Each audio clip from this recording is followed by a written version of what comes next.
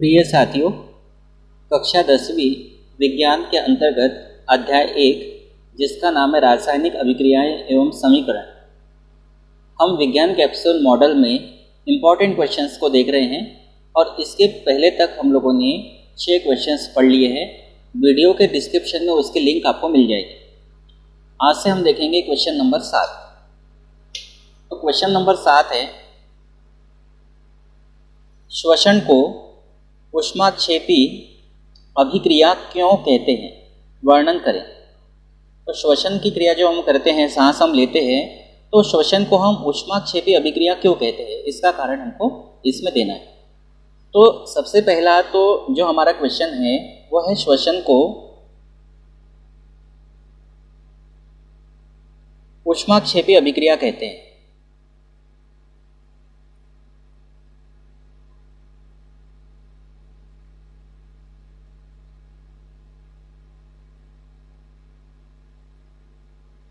तो सवाल यह है कि श्वसन को ऊष्माक्षेपी अभिक्रिया क्यों कहते हैं।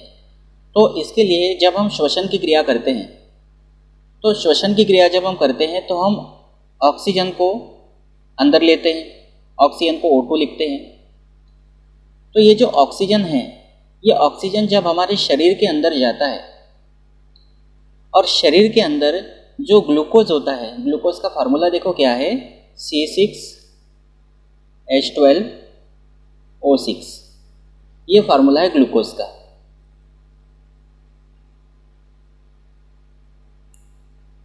तो हमारा जो शरीर है, शरीर की कोशिकाओं में जो ग्लूकोज होता है, उस ग्लूकोज का दहन होता है। देखो एक बात हमेशा ध्यान रखना है, ये ग्लूकोज है, इसकी क्रिया हम ऑक्सीजन के साथ कर रहे हैं। ऑक्सीजन के साथ क्रिया होने का मतलब है दहन।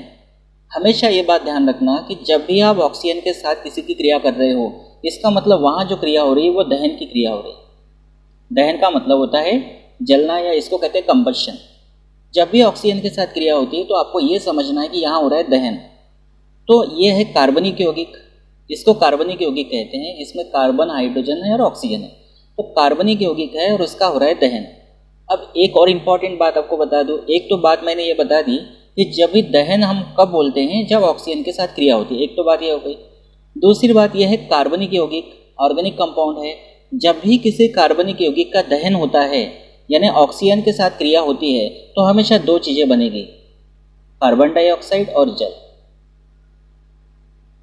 कार्बन डाइऑक्साइड और जल बनता ही है। आप कोई भी कार्बनिक यौगिक ले लो जिसमें कार्बन और हाइड्रोजन हो, कार्बन हाइड्रोजन के अलावा ऑक्सीजन हो सकता है। तो कार्बन हाइड्रोजन हो या कार्बन हाइड्रोजन के अलावा अगर ऑक्सीजन है, तो यहाँ पर आप एक बात तो श्योर समझ जाइए कि CO2 यानी कार्बन डाइऑक्साइड और H2O मतलब जल, ये दो चीज़ें बनेगी ही बनेगी। और साथ में यहाँ हमको मिलती है ऊर्जा, यानी इसमें ऊर्जा निकलती है। अब ऊर्जा निकल रही, ऊर्जा यानी एक प्रकार की क्या है, ऊष्मा है। अब एक बात तो आप समझ गए होंगे कि इस अभिक्रिया में क्या हो रहा है कि ऊर्जा निकल रही है, यानी ऊष्मा निकल रही है।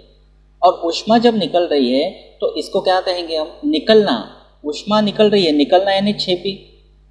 तो यहाँ पर श्वसन को ऊष्माक्षेपी अभिक्रिया इसलिए कहते हैं क्योंकि श्वसन की क्रिया जब हम करते हैं, तो श्वसन की क्रिया में हमारे शरीर की कोशिकाओं में जो ग्लूकोज होता है, शरीर की कोशिका जो है,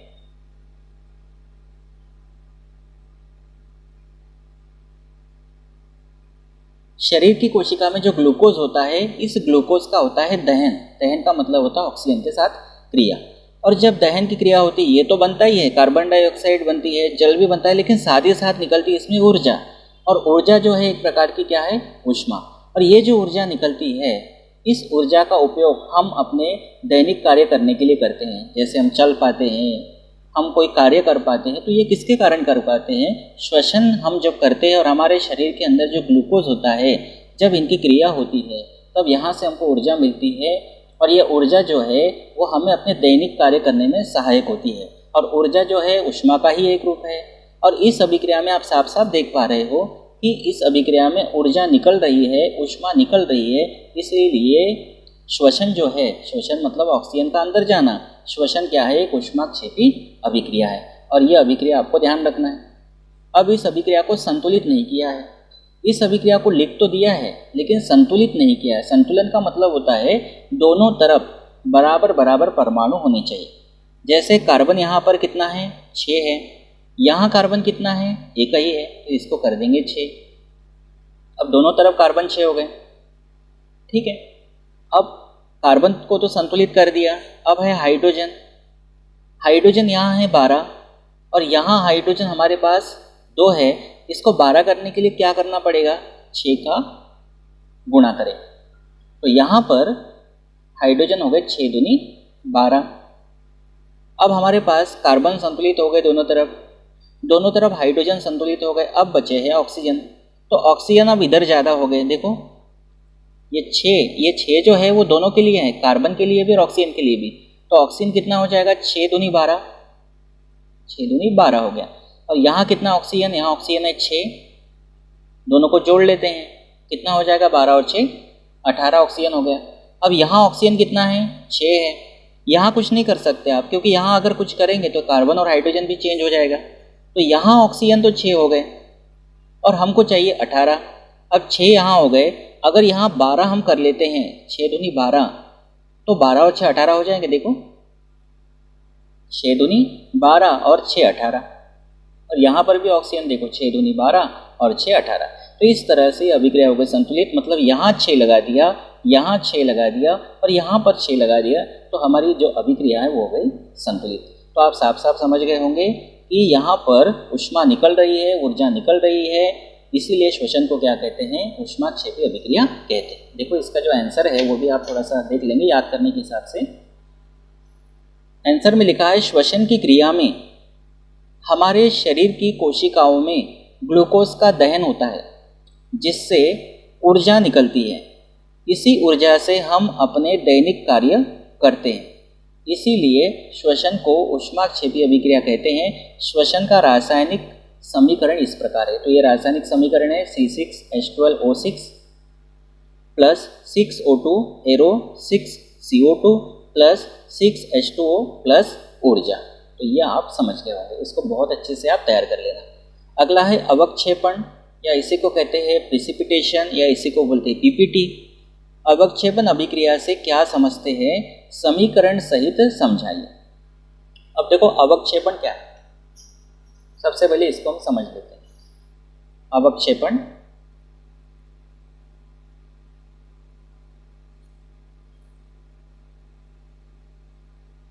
अवक्षेपण का सीधा सीधा मतलब है कि जो कण होते हैं, अगर हमने कोई विलयन बनाया और उस विलयन में जो कण है वो कण नीचे बैठ जाते हैं, यानी कणों का नीचे बैठना।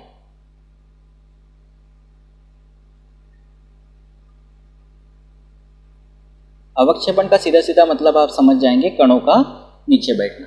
अब जैसे मान लीजिए हमारे पास 2 विलयन हमने ले लिए। एक विलयन, एक पात्र बना लेते हैं। इस पात्र में हम नमक का विलयन ले लेते हैं। नमक का विलयन मतलब NaCl का विलयन। अब नमक का विलयन मतलब नमक को पानी में मिलाया तो उसका विलयन बन जाएगा। तो एक पात्र में हमने क्या कर लिया, नमक का विलयन ले लिया। साथ ही साथ एक और पात्र लेते हैं। नमक मतलब इसका रासायनिक नाम है सोडियम क्लोराइड, और एक पात्र में हम AgNO3 का विलयन लेते हैं। AgNO3 विलयन, AgNO3 का नाम है सिल्वर नाइट्रेट। AgNO3 का नाम क्या है, सिल्वर नाइट्रेट। NO3 जो है ये नाइट्रेट है और ये सिल्वर है, तो ये सिल्वर नाइट्रेट हो जाएगा। ये 2 विलयन हमने लिए। अब जब इन 2 विलयनों को हम मिक्स करते हैं, मिक्स करने का मतलब है एक दोनों को एक ही पात्र में मिलाते हैं। जैसे मान लीजिए इस तरह से, इसमें हमने क्या मिला दिया, इसमें हमने नमक का विलयन मिला दिया, NaCl विलयन, और साथ ही साथ इसमें AgNO3 का विलयन भी हमने मिला दिया, सिल्वर नाइट्रेट विलयन। अब दोनों विलयनों को जब आप मिलाएंगे तो यहाँ पर होगी एक रासायनिक अभिक्रिया। अब ये दोनों क्रिया कर रहे हैं, तो आप बहुत अच्छे से इस बात को समझते होंगे कि दोनों क्रिया कर रहे हैं, इसीलिए NaCl और AgNO3 दोनों को क्या कहेंगे, हम दोनों को कहेंगे अभिकारक, क्योंकि ये क्रिया कर रहे हैं, क्रिया में भाग ले रहे हैं, इसलिए इसको कहते हैं अभिकारक, या इसी का दूसरा नाम होता है क्रियाकारक। या इसी को बोलते हैं रिएक्टेंट। तो ये अभिकारक है या इसी को बोलते हैं क्रियाकारक। तो ये दोनों जब अभिक्रिया करेंगे तो किस तरह से अभिक्रिया करेंगे, अब इसको मैं अभिक्रिया के माध्यम से आपको बताता हूँ। किसी को भी आप पहले लिख सकते हैं। तो मैं पहले NaCl को लिख लेता हूँ। इस NaCl नमक का विलयन है ये, इसकी क्रिया AgNO3 विलयन यानी सिल्वर नाइट्रेट विलयन के साथ करते हैं। तो जब ये क्रिया होती है, इस पात्र के अंदर ये क्रिया हो रही है, तब उस स्थिति में यहाँ का जो Ag है यहाँ के Cl के साथ क्रिया करता है और AgCl क्रिया करके बना लेता है AgCl यानी सिल्वर क्लोराइड। इसको कहते हैं सिल्वर क्लोराइड। यहाँ का Ag और ये Cl, ये क्या बन गया AgCl। AgCl यानी सिल्वर क्लोराइड AgCl प्लस क्या बचा, यहाँ बचा Na और यहाँ बचा NO3, तो ये बनेगा NaNO3 सोडियम नाइट्रेट। देखो NO3 जब सिल्वर के साथ था तो सिल्वर नाइट्रेट बोला था, अभी सोडियम के साथ है तो सोडियम नाइट्रेट बोलेंगे। तो ये जो AgCl है इसका बनता है अवक्षेप, इसका बनता है अवक्षेप, मतलब वो इस विलयन में घुला नहीं रहता। यहाँ तो नहीं देख सकते आप, लेकिन अभिक्रिया यहाँ पे ऐसी होगी। अब अभिक्रिया जब हो गई इन दोनों की तो ये नहीं बचेंगे। अब हमारे पास ये दोनों मिलेंगे, क्योंकि इन दोनों ने तो क्रिया कर ली और क्रिया करने के बाद ये बना लिया, तो हमारे पास क्या आया, ये उत्पाद आया। तो इसमें NaNO3 जो है वो तो विलयन में रहेगा, लेकिन AgCl जो है ये इसके जो कण होंगे वो नीचे बैठ जाएंगे। क्यों नीचे बैठेंगे, इसीलिए नीचे बैठेंगे क्योंकि AgCl जो है इस विलयन में घुलेगा नहीं, और जब घुलेगा नहीं तो उसके कण बैठ जाएंगे नीचे। तो घुलेगा नहीं तो हम इसको कहेंगे अविलेय। किसको कह रहे हैं हम, AgCl को। तो AgCl जो अविलेय है, और साथ ही साथ आप जानते हैं उत्पाद तो ये है, ये भी उत्पाद है और ये भी उत्पाद है, तो ये AgCl जो है ये अविलेय उत्पाद बनाता है। तो सीधे शब्दों में हम ये समझ सकते हैं कि एक अभिकारक ये है, एक अभिकारक ये है, दो अभिकारक है। ये दो अभिकारकों के विलयन हमने लिए हैं। जब दो अभिकारकों के विलयन आपस में अभिक्रिया करते हैं, क्या कहा मैंने, जब दो अभिकारक विलयन, ये भी एक अभिकारक है और ये भी एक अभिकारक है, जब दो अभिकारक विलयन आपस में क्रिया करते हैं, अभिक्रिया करते हैं और अविलेय उत्पाद बनाते हैं, तो ये जो अविलेय उत्पाद बनाया है, AgCl का बना है, अविलेय उत्पाद बना है, इसी को कहते हैं अवक्षेप। और ये जो क्रिया हुई है इसको कहते हैं अवक्षेपण। ये बना, इसको कहते हैं अवक्षेप। और इस क्रिया को, ये जो पूरी क्रिया हुई है इसको हम कहते हैं अवक्षेपण। ठीक है, तो ये बहुत अच्छे से ध्यान रखना। और ये कण जो है कहाँ बैठ गए, नीचे कण। ये ठोस कण होते हैं तो ये बैठ जाते हैं नीचे। तो बहुत अच्छे से क्लियर हुआ होगा कि अवक्षेपण क्या होता है, और ये अभिक्रिया भी आपको बहुत अच्छे से समझ लेना। अच्छा, एक बात मैं आपको बताना भूल गया, ये नीचे का तिरका चिन्ह जब भी आप करते हैं तो ये ध्यान रखना, नीचे का तिरका चिन्ह हमेशा किसको दर्शाएगा, अवक्षेप को दर्शाएगा। इसको दर्शाएगा अवक्षेप। और किसी अभिक्रिया में अगर ऊपर का तीर का चिन्ह दिखता है आपको, तो ये समझ जाएंगे आप कि ये गैस को दर्शा रहा है, गैस के बनने को दर्शा रहा है। ऊपर का तीर का चिन्ह गैस के बनने को दर्शाता है और नीचे का तीर का चिन्ह जो होता है वो अवक्षेप के बनने को दर्शाता है, यानी अविलेय उत्पाद। अवक्षेप यानी अविलेय उत्पाद, जो विलयन में घुलता नहीं है और इसके ठोस कण अविलेय यानी घुलते नहीं है, नीचे बैठ जाते हैं। ठीक है, देखिए थ्योरी इसकी कैसी है। आंसर है, जब दो अभिकारक विलयन आपस में अभिक्रिया करके अविलेय उत्पाद, दो अभिकारक विलयन कौन कौन से, एक NaCl का विलयन और एक AgNO3 का विलयन, आपस में अभिक्रिया करके अविलेय उत्पाद, अविलेय उत्पाद कौन है, AgCl, अविलेय उत्पाद बनाते हैं, तो उस विलयन में, ये जो विलयन है इस विलयन की बात हो रही है, तो उस विलयन में ठोस के कण अवक्षेपित हो जाते हैं। इस क्रिया को अवक्षेपण अभिक्रिया कहते हैं। उदाहरण, NaCl का विलयन और AgNO3 का विलयन के बीच होने वाली अभिक्रिया में सिल्वर क्लोराइड, मैंने नाम बताया था आपको, सिल्वर क्लोराइड का अवक्षेप प्राप्त होता है। यह अभिक्रिया है NaCl AgNO3, यह अभिकारक है, तो यहाँ का AgCl के साथ क्रिया करता है और NaNO3 के साथ क्रिया करता है। नीचे का तिरका चिन्ह अवक्षेपण को दर्शाता है। एक क्वेश्चन हम और देख लेते हैं, सिंपल सा है। ये क्वेश्चन है रेडॉक्स। रेडॉक्स का दूसरा नाम है ऑक्सो अपचयन, ऑक्सो अपचयन, या इसी का एक और नाम है उपचयन अपचयन। उपचयन अपचयन अभिक्रिया।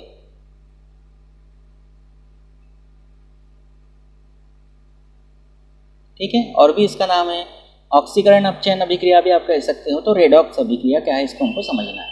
ठीक है, बहुत ही सिंपल है। तो देखो रेडॉक्स अभिक्रिया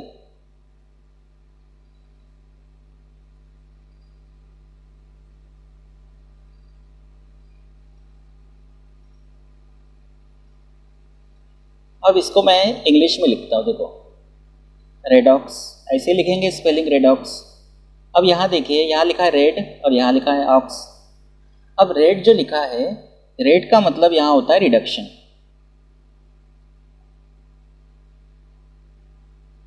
और ऑक्स का मतलब होता है ऑक्सीडेशन।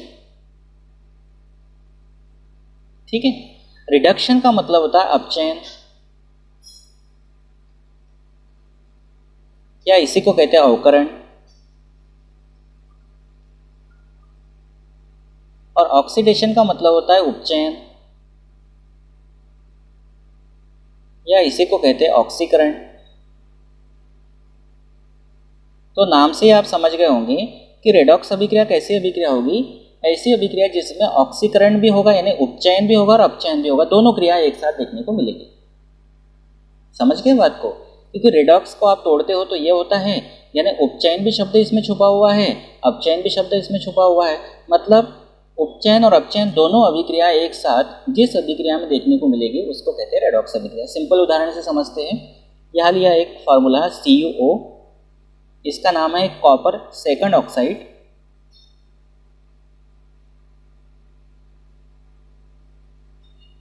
Copper second oxide. ठीक है, अब ये कॉपर सेकंड ऑक्साइड नाम कैसे पड़ा है? तो जो कॉपर है ये कहलाती है ऑक्सीकरण संख्या। तो कॉपर है और इसमें है ऑक्सीजन। कॉपर की ऑक्सीकरण संख्या निकालना है तो इसको ऐसे ही रहने देते हैं, या इसको X भी आप ले सकते हो, और प्लस ऑक्सीजन जो होता है इसके ऊपर होता है 2-। आपने कक्षा 9वीं में पढ़ा होगा, इसके ऊपर होता है 2-। तो यहाँ रख देते हैं -2 और बराबर, यहाँ कुछ नहीं है तो 0। तो Cu या X भी बोल सकते हो, प्लस माइनस -2 बराबर 0। तो Cu बराबर होता है +2, और 2 का मतलब होता है सेकंड, इसलिए कॉपर के सामने लिखा है सेकंड और साथ में लिखा है O यानी ऑक्साइड। तो ऐसा नाम इसका पड़ा है कॉपर सेकंड ऑक्साइड। ठीक है, ये जो है मान लीजिए इसकी हम क्रिया करते हैं जल के साथ। तो ये अभिक्रिया कैसी होती है? यह ऑक्सीजन जो है ये हाइड्रोजन के साथ क्रिया करता है, और हाइड्रोजन के साथ क्रिया करके बनाता है H2O, और प्लस क्या बचेगा? यहाँ सिर्फ कॉपर बचेगा। ये अब इसको आगे पीछे लिख सकते थे, कोई दिक्कत नहीं। क्या किया मैंने? अभिक्रिया हमने की CuO कॉपर से क्रिया की, इस तरह से क्रिया हुई, यहाँ से कॉपर बच गया, और ऑक्सीजन जो है वो हाइड्रोजन के साथ क्रिया करके क्या बना रहा है? जल बना रहा है, H2O बना रहा है। अब आप देखो यहाँ हाइड्रोजन है, जबकि यहाँ पे हाइड्रोजन के साथ ऑक्सीजन भी आ गया। इसका मतलब इसमें आप देखेंगे तो क्या हुआ है? ऑक्सीजन हाइड्रोजन में क्या हुआ है? ऑक्सीजन जुड़ गया है, और ऑक्सीजन का जुड़ना क्या कहलाता है? उपचयन। समझ गए? हाइड्रोजन में ऑक्सीजन जुड़ा है और ऑक्सीजन का जुड़ना क्या कहलाता है? उपचयन। इस अभिक्रिया में से ऑक्सीजन निकल रहा है तभी तो ये Cu बना है। ऑक्सीजन का निकलना क्या कहलाता है? अपचयन। मतलब सीधे शब्दों में अगर आपको कहूँ तो ये जो कॉपर सेकंड ऑक्साइड है, इस कॉपर सेकंड ऑक्साइड में से ऑक्सीजन निकल रहा है तभी तो Cu बचा, और जब इसमें से ऑक्सीजन निकल रहा है तो ऑक्सीजन निकल रहा है यानी ऑक्सीजन की हानि हो रही है। तो ऑक्सीजन की हानि होना मतलब अपचयन, और इसमें ऑक्सीजन जुड़ रहा है यानी ऑक्सीजन का फायदा हो रहा है यानी उपचयन। तो यह ऐसी अभिक्रिया है जिसमें उपचयन और अपचयन एक साथ देखने को मिल रहा है, इसीलिए ऐसी अभिक्रिया को कहते हैं हम रेडॉक्स अभिक्रिया। तो ये हमारी रेडॉक्स अभिक्रिया, सिंपल उदाहरण हमने इसको लेकर समझा है। तो समझ गए होंगे इसकी थ्योरी क्या है। तो देखो क्या है, रेडॉक्स अभिक्रिया वे अभिक्रिया है जिनमें एक अभिकारक का उपचयन होता है तथा दूसरे का अपचयन होता है। अब यहाँ उपचयन किसका हो रहा है? हाइड्रोजन का हो रहा है, और अपचयन किसका हो रहा है? कॉपर सेकंड ऑक्साइड का हो रहा है। यहाँ आप ऐसा भी लिख सकते थे, वे अभिक्रियाएं जिनमें ऑक्सीकरण व अपचयन एक साथ होता है उसे रेडॉक्स अभिक्रिया कहते हैं। मैंने जो अभी बोला वो भी आप लिख सकते हो। ये एग्जाम्पल मैंने आपको बताया। इस अभिक्रिया में कॉपर सेकंड ऑक्साइड ये है में ऑक्सीजन की हानि हो रही है, यहाँ से ऑक्सीजन कम हो रहा है, और हाइड्रोजन में ऑक्सीजन की वृद्धि हो रही है, हाइड्रोजन में ऑक्सीजन बढ़ रहा है। अर्थात एक अभिकारक उपचयित तथा दूसरा अभिकारक अपचयित हो रहा है। इन अभिक्रियाओं में अपचयन एवं उपचयन क्रियाएं साथ साथ होती है, जो मैंने आपको बताया था। तो सिंपल इसका आप एग्जाम्पल ध्यान रखना, और एग्जाम्पल के साथ साथ इसकी परिभाषा भी बहुत अच्छे से ध्यान रखना। आप अपने शब्दों में भी ये सेंटेंस लिख सकते हैं। ठीक, फिर अगले क्वेश्चंस को हम अगले वीडियो में लेकर आएंगे, और साथ ही साथ जो इम्पोर्टेंट ऑब्जेक्टिव है उसको भी हम अगले वीडियोस में क्रमशः लेकर आएंगे। तो आपको ये वीडियो अगर अच्छा लगता है तो आप इस वीडियो को लाइक कर दीजिए, साथ ही साथ मेरे चैनल को सब्सक्राइब कर दीजिए अगर आप मेरे चैनल पर नए आए हैं। Thank you.